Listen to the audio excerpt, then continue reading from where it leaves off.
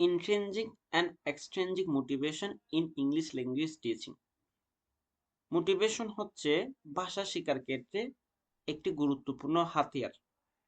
যে যত বেশি মোটিভেটেড এবং এনকারেজ, সে তত দ্রুতই একটি ভাষা সহজে আয়ত্ত করতে পারে। আমরা যদি মোটিভেটেড ফিল না করি, তখন ভাষা শেখাটা আমাদের জন্য অনেকটা কষ্টসাধ্য এবং শ্রমসাধ্য। সো মোটিভেশনকে দুই ভাগে ভাগ করা হয়েছে। একটা হচ্ছে ইন্ট্রিনজিক মোটিভেশন আর একটা হচ্ছে এন্ট্রিনজিক মোটিভেশন।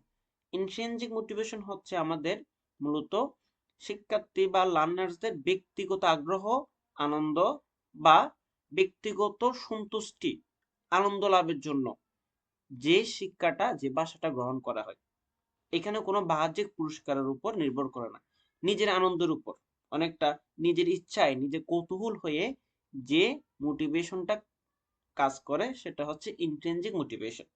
শিখবো আমরা, এই বিষয়টা শিখবো, এটা জানতে হবে, কিংবা এটা জানার আগ্রহ থেকে নিজের কৌতূহল হয়ে জিনিসটা শিখবো। যেমন ধরেন, একজন শিক্ষার্থী ইংরেজি উপন্যাস পড়ার পর সে একটা আনন্দ উপভোগ করে। সো সে কিন্তু এখানে কোনো রিওয়ার্ড পায়নি, সে নিজেই নিজের প্লেজারের জন্য একটি উপন্যাস পড়ে। সো কিংবা একজন শিক্ষার্থী একটা মুভি দেখে এক ধরনের আনন্দ পাচ্ছে, ইংলিশ মুভি দেখেছে এবং সাবটাইটেল ছাড়াই সেই ইংলিশ মুভির পাশাপাশি, যদিও ইংলিশ যে লিসেনিং স্কিল তার বৃদ্ধি পায়, তবে তার মধ্যে যে বিষয়টা কাজ করে সে আনন্দ পাওয়ার জন্য। কিন্তু এক্সট্রিনজিক যে মোটিভেশন আছে, সেখানে একটা বাহ্যিক উদ্দীপনা কাজ করে। এক্সট্রিনজিক মানে বাহ্যিক। সো এখানে এটি এক ধরনের উদ্দীপনা যেটা পুরস্কার, স্বীকৃতি বা নেতিবাচক ফল এড়ানোর ইচ্ছায় কোনো মোটিভেটেড হয়ে কোনো কাজ করতে আগ্রহী হওয়া। যেমন সে আইএলস বা টোফেল পরীক্ষা দিবে, সেই কারণে আইএলস এবং টোফেল পরীক্ষার কারণে সে ইংরেজি শিখে এবং ইংরেজিকে সে শেখার আগ্রহটা খুঁজে পায়। কিংবা একজন কর্মজীবী, ইংরেজি দক্ষতার প্রয়োজনীয়তা বেশি, কারণ কর্মজীবী যদি ইংরেজি জানে তাহলে সে চাকরি ক্ষেত্রে তার একটা ভালো সুবিধা পাবে, তার স্যালারি, তার ইনকাম হয়তো বৃদ্ধি পাবে। কিংবা আরেকটা কারণ হতে পারে, একজন শিক্ষার্থী পুরস্কার কিংবা প্রশংসা পাওয়ার জন্য সে ইংরেজি শিখতে পারে। তার মানে হচ্ছে এটা একটা বাহ্যিক প্রক্রিয়া। So, motivation plays a critical role in English language teaching as it influences students' engagement, persistence, and overall successful in learning. Motivation can be broadly categorized in intrinsic and extrinsic motivation, has having a unique impact on the learning process. So, what is intrinsic motivation? Intrinsic motivation refers to the internal drive to learn language for personal satisfaction, curiosity, and enjoyment. There is no any external reason to learn a language. That's all the internal reason. The learner is motivated by the process of learning itself, not by external rewards or pressure. অর্থাৎ অনেক সময় দেখা যায় আমাদের পিতামাতা আমাদেরকে উৎসাহ করে যে হয়তো এই বিষয়টা শিখলে পুরস্কার দিবে, সেটা এক্সটার্নাল ব্যাপার। এই এক্সটার্নাল ব্যাপারটা হচ্ছে এক্সট্রিনজিক মোটিভেশন, কিন্তু আমাদের নিজের আগ্রহ থেকে আমরা শিখছি, এটা ইন্ট্রিনজিক মোটিভেশন। ক্যারেক্টারিস্টিক্সটা কি? Comes from within the learners, এটা অটোমেটিকলি লার্নার্সদের নিজের মধ্য থেকে আসে। Leads to sustain effort and deeper learning, focuses on personal growth and self improvement. So এখানে ক্যারেক্টারিস্টিক্স গুলো আমাদের যদি লক্ষ্য করি তাহলে দেখতে পাই ইন্ট্রিনজিক মোটিভেশনের ব্যাপারগুলো এটা অটোমেটিক প্রসেস, নিজের মধ্যে এমনিতেই সৃষ্টি হয়। Example in ELT, a student loves reading English novel because they enjoy the stories and language. A learner practice English conversation daily because they find it exciting to express themselves in a new language. সে যখন নতুন একটা ভাষা শিখছে, সে অনেকটা আনন্দ পাচ্ছে, সেখানে সে ওই ভাষাটা শিখছে, অন্য কোনো কারণ এখানে নেই। A student explores English grammar on their own to satisfy their curiosity about how the language works. So these are intrinsic motivation. Now, extrinsic motivation. Extrinsic motivation refers to the drive to learn language based on external factors such as rewards, grades, recognition or career goals.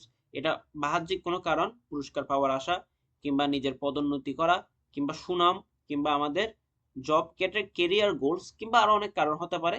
এসব কারণে আমরা extrinsic মোটিভেশনটা পাই।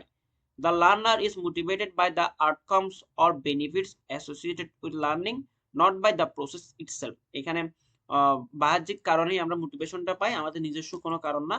Driven by eternal rewards or pressures may not lead to long term engagement. এখানে কোনো long term engagement নেই, কারণ হচ্ছে ওই নির্দিষ্ট যে বিষয়ের জন্য আমরা কাজ করছি এই বিষয়টা হলে এখানে শেষ। ধরেন আমি may not lead to long term engagement। ধরেন আমরা টোফেল শিখছি কিংবা জিআরই করছি কিংবা আইএলটিএস শিখছি, তাহলে ওই যে নির্দিষ্ট সীমাটা পার হওয়ার পর আমাদের এটা আর প্রয়োজন পড়ে না, সেখানে may not lead to long term engagement.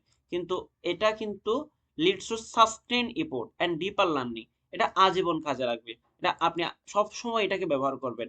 এখানে কোনো শর্ট টাইম কোনো প্রসেসের জন্য শিখছেন না, কিন্তু এখানে হচ্ছে শর্ট টাইম প্রসেস। আপনার চাকরির প্রমোশনের জন্য ইংলিশ শিখছেন, ওই নির্দিষ্ট সীমা পর্যন্ত আপনি শিখে গিয়েছেন, আর কোনো কারণ নেই, আর কোনো শিখার কোনো মোটিভেশন নেই। May not lead to long-term engagement, often focused on specific tangible goals. Example: a student studies English to pass an exam or receive higher grade. সে ইংরেজিতে পাস করার জন্য ইংরেজি পড়ছে, তার মানে পাস করার পর তার কোনো আর ইংরেজিতে তার পড়ার আগ্রহটা হারিয়ে ফেলবে। So that is short time engagement. A learner practice speaking English to secure a job in an international company. A student completes English homework to avoid punishment or receive praise from parents or teacher. শিক্ষক থেকে পুরস্কার পাওয়ার জন্য কিংবা সে তার পিতামাতার punishment থেকে মুক্তি পাওয়ার জন্যই মূলত ওই কাজটা করছে।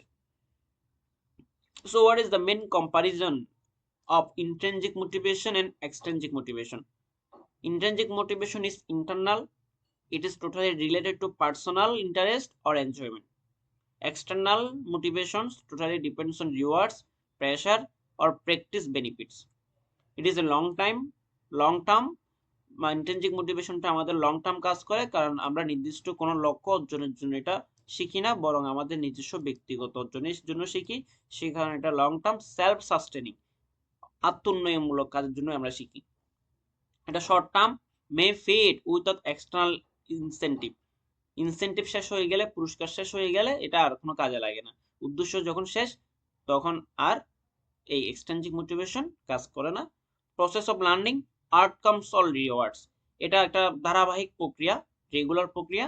এটা হচ্ছে মূলত কোনো রিওয়ার্ডস এর জন্য বা কোনো ফলাফল পাওয়ার জন্য আমরা করে থাকি।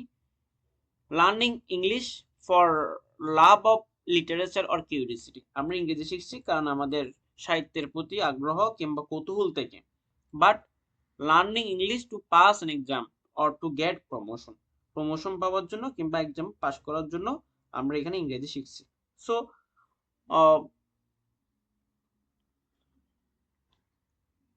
there are more example.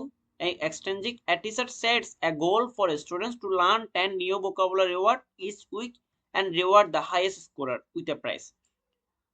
That is the extrinsic motivation. Intrinsic motivation, the teacher explains how these words can help students understand their favorite English movies better, fostering personal interest in learning. That is personal interest in learning. So both extrinsic motivation and intrinsic motivation helps a learner to learn a language effectively, because motivation plays a significant factor to learn a language.